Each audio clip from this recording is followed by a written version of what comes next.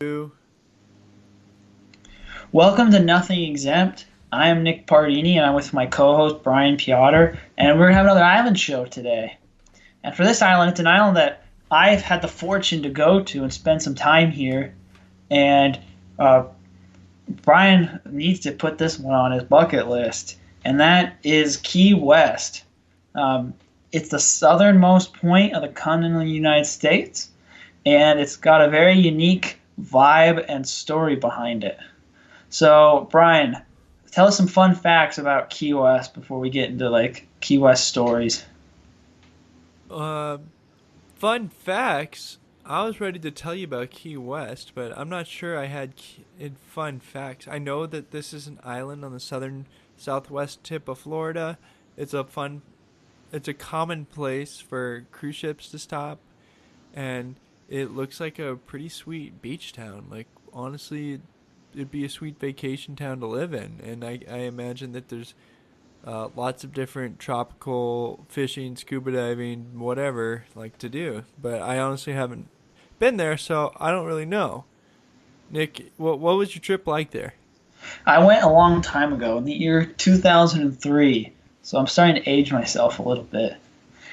And it's a nice island. It's like a place where you want to go just to kind of check out and have nobody find you, if you know what I mean.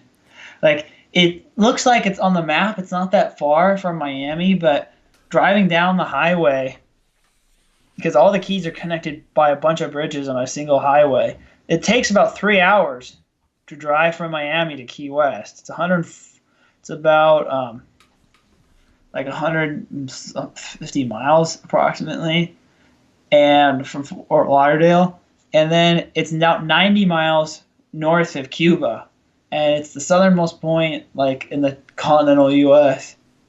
It's not even that much further north than Hawaii. It's the only place apparently in the lower 48 that has never had frost, according to the city government. Um, it's very nice weather. It's a tropical island. It's kind of low key, laid back, artsy type of place. Um, it's famous for for like Ernest Hemingway used to hang out there and wrote some of his books there. They have like this big buoy like thing so that you can actually go to the southernmost point in the United States. They have like a shipwreck museum. Um, yeah, they have a lot of like water sports and beaches and like a lively downtown. Um, yeah, it also they have like random festivals and things too. What I remember is I actually, when I was at Key West, I stayed at this really nice resort called the Sunset Key Resort, which is actually an island to the north of Key West that you take a little Duffy boat to. It's not that far off the coast, but it's got a few houses and like an upscale hotel where instead of like having a single building, the hotel is actually just a bunch of houses that have room service and all the hotel like amenities, but it's like a full size house. And I remember just chilling there, sitting on the hammock and reading like back then the sports page because there's still like pre-wireless internet, and just chilling at the pool on the beach during the day, and then at night I would play board games. And actually, Key West was that Sunset Key was the first place I ever found a copy of the board game Diplomacy, which is my favorite strategy, one of my favorite strategy board games to this day. Nick, don't undersell yourself. You are not only a player of diplomacy, you are a competitive player of diplomacy when you can. Yeah, at one point I was ranked 2010 30th nationally. Yeah, what a fun game to play, and how not fun to play with you. But I actually enjoyed playing the game the one time I played it. Anyways, I looked up the actual all-time low. You want to guess what the lowest temperature that Key West ever had? What is it? 41 degrees Fahrenheit. Ever. Wow. Man, That's that not must that be cold. no, but that's a pretty cold day for Key West. And there's only 25,000 people that live there, and I'm guessing they love it. Yeah. I mean, it's a pretty dense. It's not. I mean, the population in Key West is about 24,000 people, right? Actually, no, it's up there. That's 2010. It's now 27,000 people, but it's not that big. Like, so on a per person basis, it's still 4,800 people a square mile.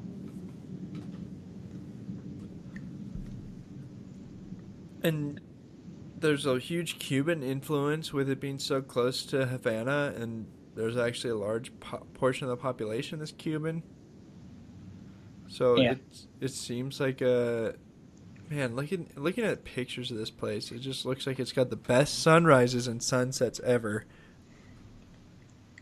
Yeah. There's a Key West Naval Air Station, so it's kind of like San Diego. This kind of reminds me of like a mini Coronado, except a little more remote and a little more liberal politically. The Key West tends to be more like artsy type. Like it's always been known to like be like a gay destination for like for LGBT tourists.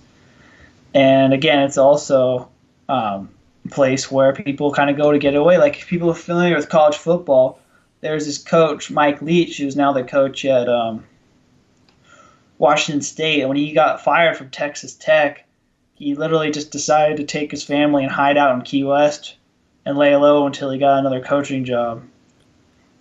And with the money that college football coaches make, you can pull that off. But again, it seems like a good place if you kind of just want to like lay low, and if people let you do what you want and be left alone, but still have like a town like vibe to it. You're not like in the complete middle of nowhere, but you're still pretty remote. I'm trying to figure out like why of all the islands and swampy areas of southern Florida they picked this island to inhabit. And the history shows a chain of ownership from one person to the next, and this person owned it, and then he died, and he was the first mayor. But I can't find anything that tells me why they picked this island. I assume it must have something to do with water availability. I Well, mean, it's pretty strategic location. It's the southernmost part of the Florida Keys. Like if you put like a naval base there, with how close it is to Cuba, you can close off the Gulf of Mexico to foreign ships. yeah, but I mean, any island around there would work fine for that. I mean, within 100 miles, if there had been a better location, they picked this location for a reason. And in the 1830s, Key West was the richest per capita city in the United States. I'm seeing that on the Wikipedia page, but it doesn't tell me why. It doesn't tell me why they picked this place. It doesn't tell me why it was rich. I'm going with there was water there and everything else was salt. Well, I also think that if you can afford to live in Key West, I don't really think they have that many high skilled jobs there.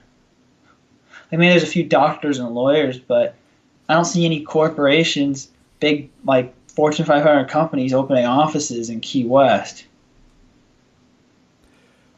But hey, Nick, as far as industry, wrecking, fishing, turtling, and salt manufacturing were the initial jobs.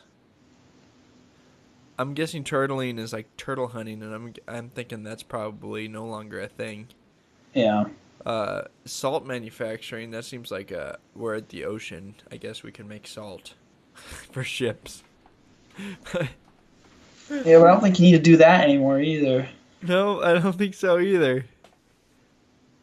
Yeah, and there's some interesting things about the Ernest Hemingway house, which I think I saw when I was there. They had a lot of cats there, and like there's the cats that originally there had a genetic mutation of having 7 toes or 6 toes. So now like all the cats that live on the ground still have 6 or 7 toes. Oh, Pan American Airlines was founded in Key West, originally to fly visitors to Havana. Pan American was the biggest airline in the world at some point. International airline. They didn't do it U.S. Um, and then the other thing is with Key West too is that they do have an airport, but it's very expensive and it only flies to a few East Coast cities in the Bahamas. Yeah. So what would be the best way for me to get there? Well, you'd fly to Miami and then you'd rent a car and drive.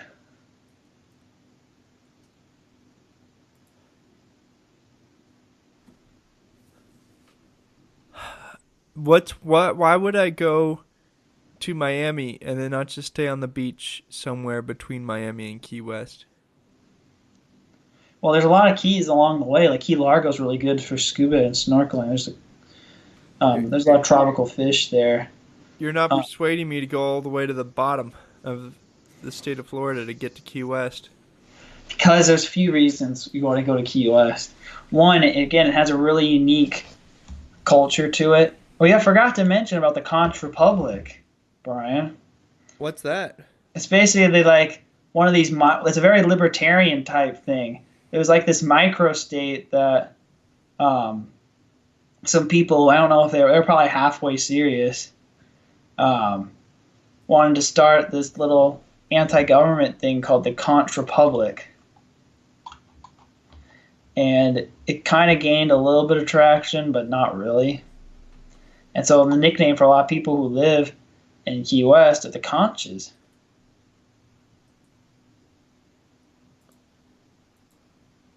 Sounds like my type of people. Yeah, and yeah, I mean that's kind of the story of that. But yeah, you could again, it's a geographical anomaly with being the southernmost point in the United States. It's again got a really unique kind of laid back culture. You got the Conch Republic, Brian, which was a tongue in cheek secession movement, which I know probably has a spot in your heart. And then the Sunset Keys, that island resort that I went to, is probably the nicest hotel slash resort I've ever stayed in my life in terms of the quality of the experience. And that's saying that because I've traveled quite a bit. Was that just because you were young? I wasn't that young. I was 14. Okay, so your parents are willing to pay for an experience that you've been too cheap to pay for the rest of your life? Well, back then, I think it was over $800 a night for one of those houses. Because they're not cheap. Okay, so that's why you had a great experience, Nick. I mean, it's probably a lot more now. I mean, but it was very interesting. Apparently, the Army Reserve in '95 did a exercise pretending to invade the Conch Republic as a practice military drill in Key West.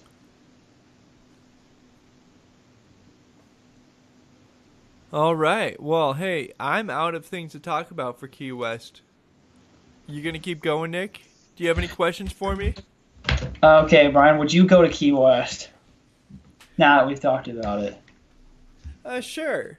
I don't know if it's gonna make the bucket list though. Like, it seems like a really cool place. Top 100? Maybe. You haven't sold me on anything about it. Like, for sure, I'm going there. Yeah, I mean, I'd like to go back to the Sunset Key cottages. They're so nice, man. It's the most relaxing place I'd ever been in my life. You should put a link to it, sunsetseacottages.com, on the show notes. I would go back. It's not really on the top of my list because I have a lot of other places to go, including a lot of other islands. But yeah, I can imagine when I have a family, I just want to get away and not think about anything and just relax. Go to the Sunset Key cottages again and then go visit the Hemingway house or hang out with the Conchers. I don't know. Apparently, it's ranked like Condé Nast as the #2 resort in the Florida Keys in 2018. It looks Which, like it's $1,300 a night.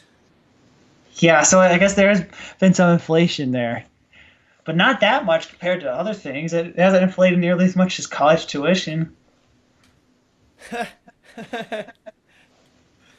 There's probably more value here than the college experience. Well, you think a week at the Sunset Keys is worth more than the college experience? Yeah, I think a week there is worth more than the same value in dollars for college. Yeah, I think we only stayed for 2 or 3 days because it was a pretty expensive place. But yeah, I would like to go back there though. It was probably my favorite resort experience in my life. I haven't had anything close to that experience. I think I've stayed in resorts at $250 a night or less. Which there's still a lot of very nice places I've stayed at that rate, but man, not that much. That looks amazing. Looking at the pictures here. I mean, if I like fall into some money, maybe I'll take my family there for a few days. Yeah, I mean, I don't again. It's probably I mean, that's probably my best selling point is going here for Key West, and it's just a Duffy boat away from the main island of Key West. So, but it's your own island at the same time, just a few cottages and a pool and a restaurant.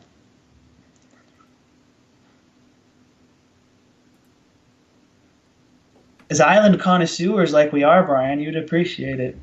Ooh, you get a 3 bedroom loft, 1,200 square feet, only $1,000 a night, but you have to stay a week. Man, that's actually not that bad for a three-bedroom house. I'm Uh, sure that it's plus like other things, but still, yeah, three I bedroom. mean, like in places like running a house, like in like pedestrian places, like on Airbnb, like in like Santa Cruz, for example. Like I'm just like I'm gonna look this up just as comparison. Like for a vacation rental in San Diego, it's about 3,000 to 5,000 a week. If you want to rent like a vacation home in Santa Cruz, California, which is a little nice beach town in the Bay Area, but it's not. And I go there for my family reunion, so I personally like it quite a bit. But it's not like anything like the Sunset Keys. And you want like a three-bedroom place, like you're gonna be paying at least $700 a night. And the like if you want a three-bedroom, three-bath house that's 2,500 square feet, you're paying $2,700 a night. It's Santa Cruz. So like Nick, $2,700 a night? yeah, I don't care if it is the nicest place in Santa Cruz. That is like a mortgage payment per night, and that's ridiculous. I think that's a little more expensive. Now I'm looking at some of the other lists. Well, actually no, there's one um, in Los Gatos, which is like 16 miles away from Santa Cruz on the other side of the mountain on the 17, like a mansion in Los Gatos, 6 bedroom, 8 baths. You can rent out for $4,100 a night. That's a crappy deal. I think it has something to do with the fact that it's a beach town within driving distance of Google execs who have more money than they know what to do with. Oh yeah, it's like the only nice beach town That in the Bay if Area. that was a regular beach town not next to Google and YouTube and Facebook, you would not see a tenth of that. Like it's kind of a crappy place. It's just the nicest place within driving like a short drive of really rich people. So what was the square feet in Sunset Key? Did you mention? 1,200 square feet. All right, so I'm trying to find like a good comp, but yeah, like 1,000 square feet in a mediocre property, like in mid-July in Santa Cruz, is $300 a night. If you want a nicer Oh, I didn't. place, I didn't pick mid July. I did. I guess April. Let me well, move July would be forward. less popular because it's hot. That's the bad season for Florida. Oh, when's the best time? Like when's the most expensive time? Probably January or February. Let's do Christmas. That's got to be expensive. Yeah, I'm not even doing 4th of July. I'm just doing a random weekend. Like a nice part of Santa Cruz, like where my grandma's house is, um, for a similar type property, it's going to cost you about 500 to $700 a night. Minimum stay in December is 30 days. What? At least here. That's crazy. I mean, maybe like because I remember part of it back when I was there was like ran by the by Hilton, so I guess it was a more hotel like type of service. So maybe we're looking at the wrong place, but or they've changed it up. Maybe there's so much demand there that you have to get it for 30 days. Wait, no, I think I had a box checked. Let me check. Oh, okay. It's given no availability in the month of December. Sorry. It's either too far out or already booked. It's probably already booked. Oh well. I don't I think mean, I will be staying there, Nick. I don't think maybe when we get to show 2000, we record it there. And can we invite Alex Jones? Because honestly, that is the funniest guy alive. I listened to the Joe Rogan and Alex Jones podcast, and I recommend everybody to go listen to that. And I'm not saying believe any of it. I'm just saying that it's entertaining. I listened to the first 10 minutes and didn't get that much out of it, but yeah, I mean, he's about as crazy as they get. He's like the no Nick. There's like crazy talk to yourself and be a homeless person walking around that you can't have a conversation with. And then there's like crazy conspiracy theory, like ranting, like seems normal type. Like he's the I feel like the most dangerous type of crazy. Like the ability to communicate really well and be articulate, but also off the rails. That's a combo. That is a combo. But I wouldn't really consider him that articulate, though. He doesn't stutter super like a lot. Like I'm not that articulate. I feel like he's more articulate than me. He's also been doing radio and TV for 25 years. True, and that could be why. But I'm saying like he's just like nonstop. He can just keep talking. Talk, talk, talk, talk, talk, talk, talk, talk, talk, talk, talk. It's unbelievable. Well, he's been able to do something right. He's gotten a pretty big audience and a army of haters. Yeah, so are we doing something wrong because we don't have an army of haters? That we're just I don't know. I guess we're not as polarizing. Oh, we probably well, yeah, we're not as polarizing as Alex Jones because nobody's as polarizing as Alex Jones. But But I think Alex Jones is he's polarizing, but not at the same time. I think the consensus is people have the same view of Alex Jones that he's kind of off the rails. yeah, some people don't love him though. I love that guy. I think he's awesome. I'm kind of indifferent to him. I'm happy he exists.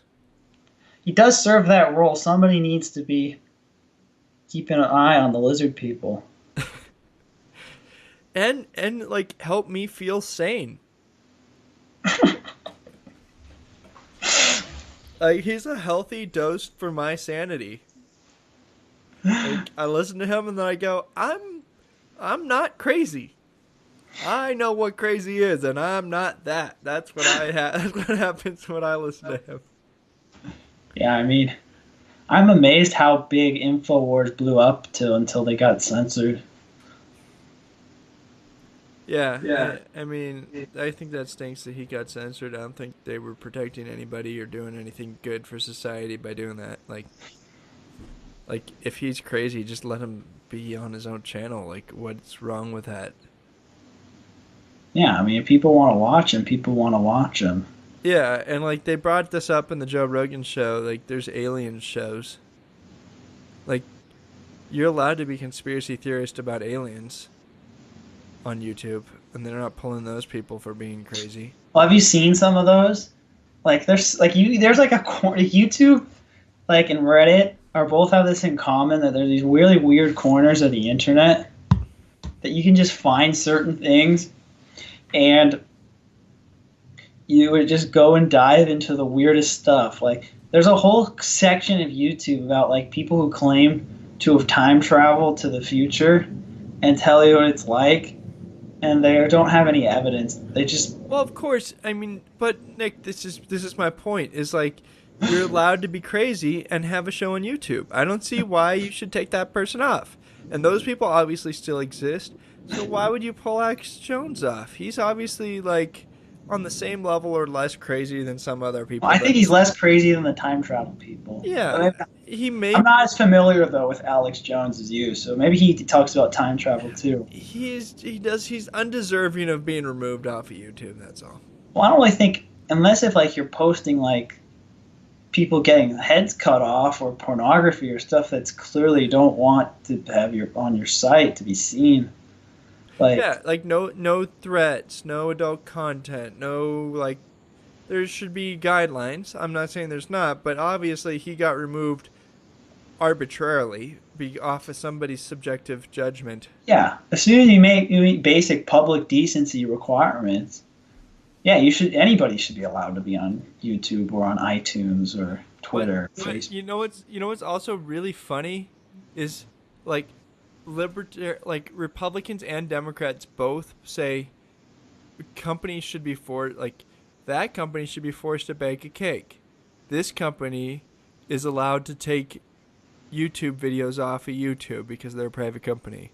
Like the Republicans say, no, he should be able to refuse baking a cake for the like refuse service to anybody, and then say, oh, we should force Alex Jones to be like, how can you arbitrarily remove people on YouTube? Like, I think YouTube does have the right to do that. I just think I think it's stupid. Like, there's no reason for it. But at the same time, like I think that you should be able to refuse baking a cake for anybody you want. Like, private companies should have the right to do whatever they want. Like this. Yeah, but the thing with YouTube, it's pretty much a monopoly control of online stream of video. And like, if they ban you, like, where else are you supposed to go to list your video? They're monopoly controlled, but Like, if you have monopolies, like, it's like, say, for example, if if PG&E doesn't like something they say about you, or whatever or Edison locally no, here, or there's whatever the no Colorado utility Nick, there are company. laws in place that keep competition out for PG&E. A video service has the opportunity to take down the monopoly. Yeah, say PG&E like somebody has the opportunity to build another power plant. They can't. They're legally prohibited from competing. Like there's no competition there, and so it's a government enforced monopoly. It's not Yeah, a fair but the point competition. I'm trying to make is if the CEO of your local utility company doesn't like you personally or doesn't like your politics, they shouldn't have a right to cut off your power. It's yeah, and it's for government enforced monopoly. There should be government enforced protection that follows it at a bare minimum to protect the user. But But YouTube may not legally have any restrictions to competitions, but structurally there are restrictions to competition. there are actual availability though. Like there's opportunity for competition. Like Vimeo does exist. It has some percentage of business and you can start a different one. YouTube happens to lose money every year. It can't go on forever.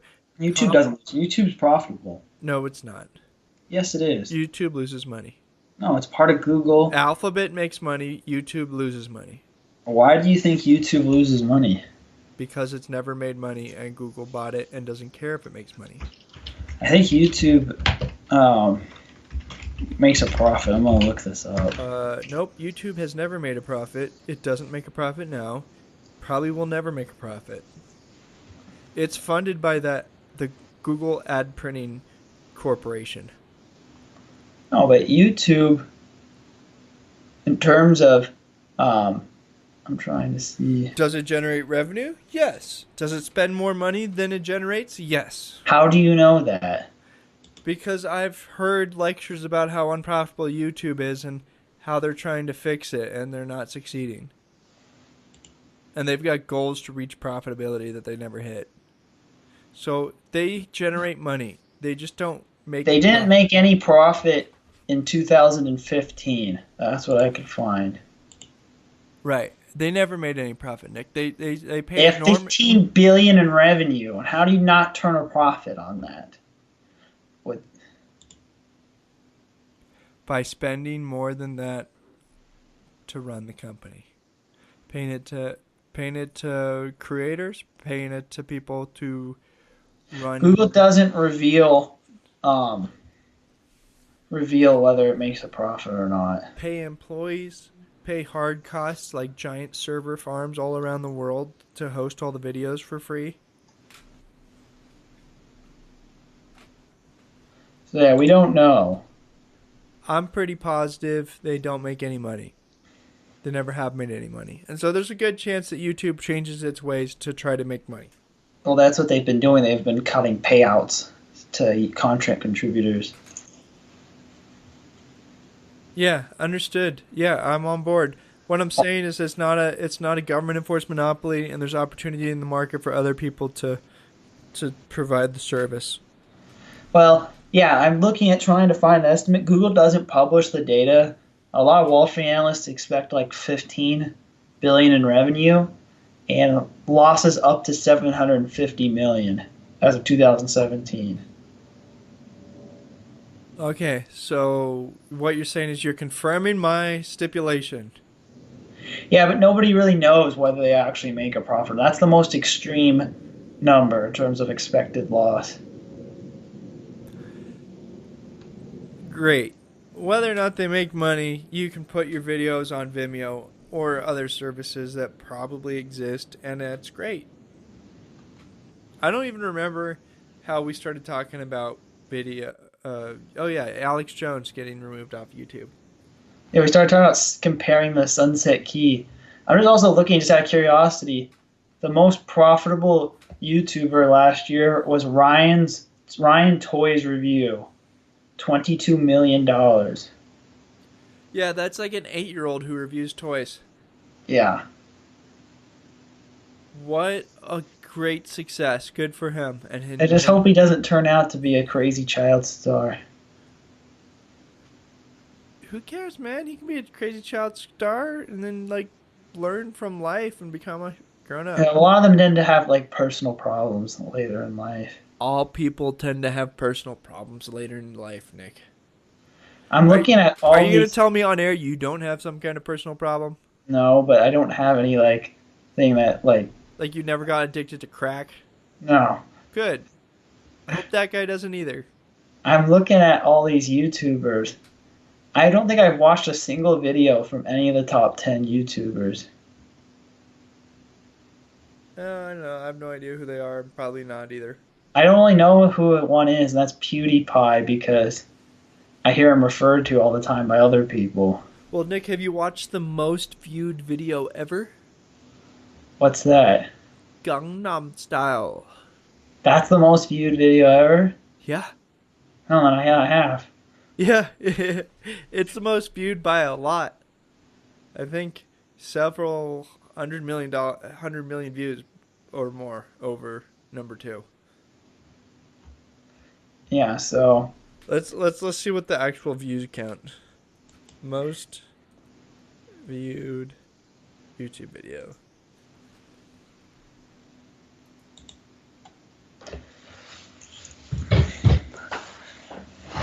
Oh, this website does a countdown from 15.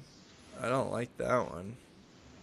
yeah, apparently 95% of YouTubers will never make a material profit from posting content on YouTube. It's a very skewed pyramid. I can't find YouTube's website for most viewed. Oh wait, I think I found it. Gangnam Style's number 6? So then what's number one then? It says Gangnam Style's at 3.3 billion. Despacito by Daddy Yankee. I've heard that song before. That's number one? It's at 6 billion. Huh. Yeah, a lot of people just YouTube to play music. Man, the world has changed. Yeah, you're behind the times. I think we've gone a little bit off. I think the reservation from our Key West Did we conversation go? here. Did we go a little bit nothing exempt? Yeah, we went pretty far out there. Staying at a hotel in Key West to YouTube. Yeah.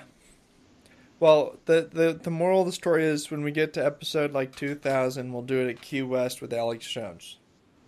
Oh, yeah, Sunset Key. Well, we need to get we if we're gonna get Alex Jones to come on our show, we need to have a lot more popularity. We need to be like Joe Rogan level. And we need to find the lizard people, Nick. Yeah, that'll get us. We'll be the most viewed. That'll pass Despacito easily if we find lizard people.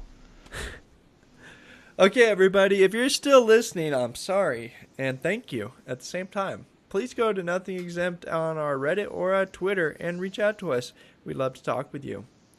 And if you have any comments for the show, we'd love to hear them. Suggestions for guests or anything like that, we'd like to hear those too.